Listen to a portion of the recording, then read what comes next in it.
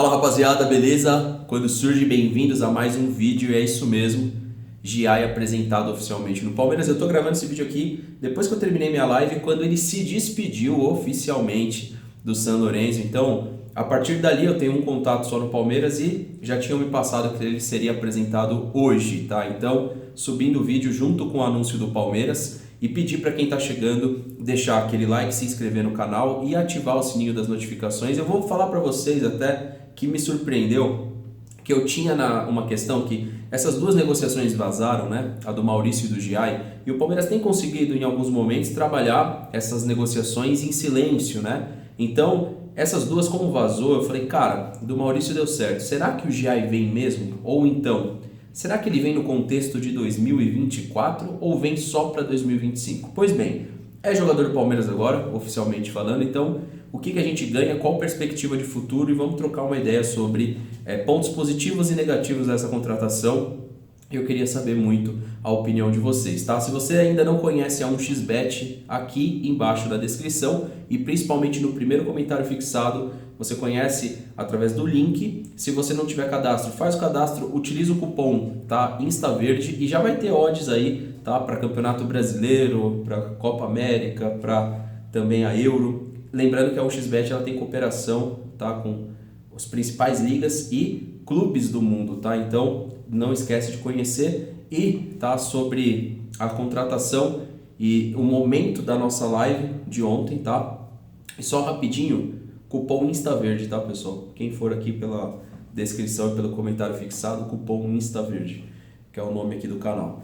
Então, a gente estava no ao vivo, né? Eu abri o ao vivo, 10 minutos depois ele tinha postado um vídeo agradecendo. Bom, primeira coisa, né? O Palmeiras buscou um jogador que encaixa no perfil do clube, que é aquele perfil bom, boa praça, bom garoto. Então, quando se fala de scout, o Palmeiras tem priorizado isso, principalmente nesses investimentos a lá Flaco Lopes, Aníbal Moreno e agora o Agustin Giai. Então, é um jogador que tem uma observação do Palmeiras, tá? E acredito que a motivação para buscar um lateral direito, primeiro, achar um jogador multifunção, isso ele é um jogador que vai fazer, eu até acredito que num longo prazo ele possa fazer o meio-campo melhor do que a lateral. Eu vou defender essa teoria, quero saber a opinião de vocês.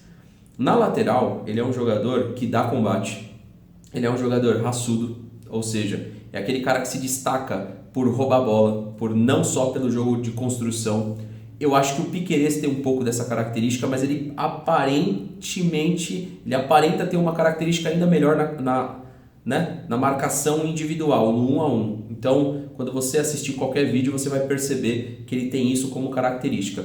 É um jogador que ele arrisca alguns dribles ali no campo defensivo, que eu acho que o Abel não vai gostar muito e vai logo corrigir isso, mas normalmente são dribles de saída para poder achar o passe. Então ele não é um jogador que pega a bola e liga direto. É uma coisa que eu não gosto, por exemplo, no Marcos Rocha. O Marcos Rocha muitas vezes ele liga direto para onde o nariz está apontado, e eu nem acho que é característica do Marcos, eu acho que é instrução.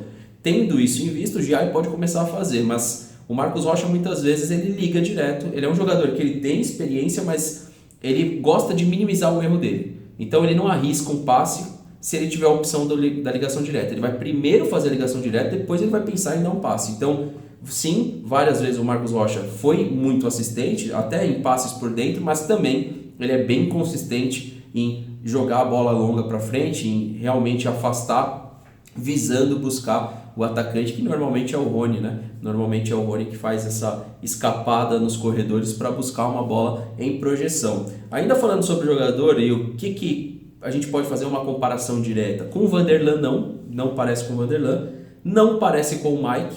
O Mike é um jogador que ataca muito essa profundidade, e ele no Cruzeiro já fazia isso, mas quando chegou no Palmeiras era um jogador muito tímido, né? Quem veio conseguir utilizar o Mike melhor em toda essa trajetória do Mike, de longe, foi o Abel Ferreira, que entregou para o Mike essa função mais ofensiva e menos de capacidade defensiva. Antes a gente até falava, olha, o Marcos Rocha é melhor ofensivamente e o Mike é melhor defensivamente. Hoje já é o contrário. O Mike faz ações ofensivas melhores do que o Marcos Rocha. Ele realmente parece com o Piquerez. Em algumas transmissões passadas a gente falou com quem que ele parece, qual é o estilo de jogo. É muito parecido com o estilo de jogo do Piquerez, que quando chegou também no Palmeiras, Ele falava que as características dele era ofensividade, que ele era um jogador que gostava de ir para a linha de fundo. Demorou um pouco para a gente saber aproveitar isso daí no Piquerez, tanto é que quando ele começa agora a ser importante em gols, inclusive em participações no ataque, ele não é um jogador que tem um cruzamento extremamente qualificado, mas ele tem uma boa chegada de apoio, Piquerez. Não é aquele jogador extremamente técnico, e a gente reclamava muito, né, parte da torcida, visualizar o Piquerez como um jogador duro, né, cintura de cimento e etc, vários apelidos nesse sentido. Outra coisa que o Palmeiras também aproveita é esse momento de instabilidade perante ao rival, né? Então você anunciar a contratação do Giai agora, até pelas questões do clássico, até também pelo Maurício recentemente apresentado, você traz e você indica para o torcedor aqui palmeirense que está tudo em casa, que está tudo muito bem, o clube fazendo movimentações essas que não são baratas. Se a gente juntar o Giai, tá, com o Maurício, você já está falando de um investimento aí beirando 100 milhões, passando um pouquinho, dependendo se os valores estiverem 100% corretos, né? Então não são investimentos baixos. E aí você vê, na comparação direta com o Corinthians teve problema nessa semana aí de invasão do CT. O Corinthians não tem nenhum tipo de projeção de investimento no futebol. Não tem. O Corinthians ele simplesmente ele não tem ali uma projeção de como investir. Tem contratado jogadores ali sim, mas jogadores de um patamar muito abaixo, não consegue, né, ir no cenário sul-americano. E quando vai, caso do Garro, do Fausto Vera, o Corinthians ficou com problemas ali para pagar esses jogadores, né? Então teve problema na hora da aquisição do Garro, teve problemas aí com o Fausto Vera, inclusive agora Fausto Vera pedindo para sair do Corinthians, falou um monte ali. Já o Palmeiras não, o Palmeiras traz o jogador pensando e visando o plano de carreira. Maurício no Palmeiras, não acho que é uma contratação igual a do Arthur, para chegar aqui, valorizar e vender, mas pode acontecer. Pode acontecer de valorizar muito, chegar uma proposta irrecusável e o Palmeiras fazer aquilo que o Inter poderia ter feito e que não conseguiu, né? A nota do Maurício é muito alta e o Giai já tem um tempo melhor para você trabalhar essa venda.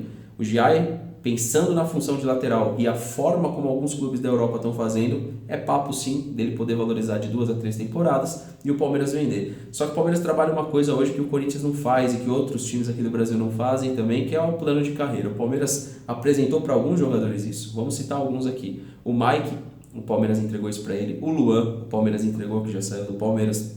O Zé Rafael, desculpa, eu ia falar o Zé Roberto. O Zé Rafael, o próprio Veiga. Acredito que pode entregar isso também para o Richard Rios. Então, vários desses jogadores que estão aí há mais de 4 temporadas, o Rony é mais um caso específico, que pode ser que não aposente aqui, mas tem tudo para firmar até o final do contrato, pelo que a gente vê da importância que ele tem para o Abel. Então, o Agustin Giai, ele vem nessa característica. E o que chama atenção também é que o Palmeiras hoje trabalha o mercado de transição, que era uma cobrança que a gente tinha, né? Pô, quem tem feito isso é Portugal. E hoje o Palmeiras, na sua formação, tem encaixado jogadores em times importantes, né? Estevão no Chelsea, Endrick no Real Madrid. O próprio também, não dá para falar que o West Ham é uma má opção para o Luiz Guilherme. Então, né? Luiz Guilherme no West Ham, Nottingham Forest para o Danilo, o Scarpa foi uma outra situação, mas também foi parar na Premier League. Então o Palmeiras tem conseguido colocar jogadores no mercado europeu. E os jogadores que o Palmeiras contrata, ele tem feito uma gestão pensando aí em bons anos de contrato e o cumprimento desses contratos, né, em longo prazo. Então mudou a característica e agora a gente busca um jogador que provavelmente anos atrás Portugal buscaria, a Holanda, o Ajax buscaria. Então a gente teria aí a Suíça, que foi o caso do Basel com o Arthur Cabral. Então o Palmeiras tem feito essas contratações até, vamos colocar aí, de 7, que é o que é possível hoje para o Palmeiras. Pode ser em dólares ou euros, tá? Vai mudar pouco, de 7 a 14, 12. O Palmeiras já está fazendo esse modelo de aquisição. O próprio Lázaro não vai ser um jogador barato, o Flaco Lopes não foi um jogador barato, o Maurício não foi um jogador barato, ou seja, o Palmeiras está aumentando o seu valor de aquisição. Tem muita gente, inclusive, que defende uma teoria que com esse valor poderia ter trazido jogadores de um peso maior. É verdade, no entanto, o Palmeiras trabalha dentro de... E aqui eu estou longe de defender, pelo contrário, eu estou aqui para debater. Tá? Eu, por exemplo, não sou tão fã da ideia, não. Eu sou fã, sim, de você buscar jogadores importantes no mercado, mas eu não sou tão assim fã da ideia de plano de carreira para jogador de futebol, tá? Porque eu acho que tem momentos que você precisa oxigenar. O Palmeiras apresentou dificuldade e quando fez isso também apresentou instabilidade recente aqui no elenco do Palmeiras. Não dá nem para falar que a gente já saiu dessa instabilidade, certo? Mas é isso que o Palmeiras pensa hoje, ou seja, o Palmeiras tem um modelo de negócio que ele começa na categoria de base, ele tem um modelo para as vendas que não é uma prioridade, mas elas acontecem, e o modelo de compra também. E tem sido importante aqui dentro do território nacional, onde você vê que um jogador do Internacional porque queria jogar aqui. Então, a novela do Maurício ela vem desde o começo do ano, quando o Endrick faz uma publicação indicando que o Maurício já viria para o Palmeiras, lembra?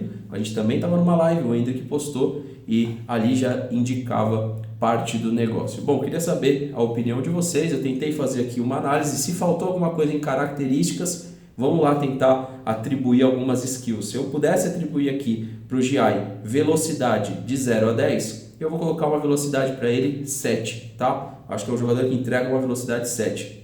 Defesa de 0 a 10, eu vou entregar para ele também 7. Apoio ofensivo 6.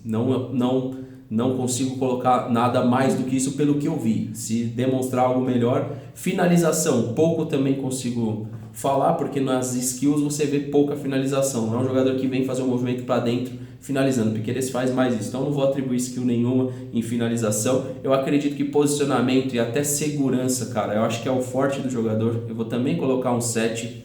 Quando a gente olha perfil de liderança pela idade, me parece que é um cara que vai desenvolver isso. Não dá para falar hoje que é nota 7 isso, mas vai desenvolver. E se a gente pegar aqui também, que mais que faltou? Drible não é tão relevante, mas já falei.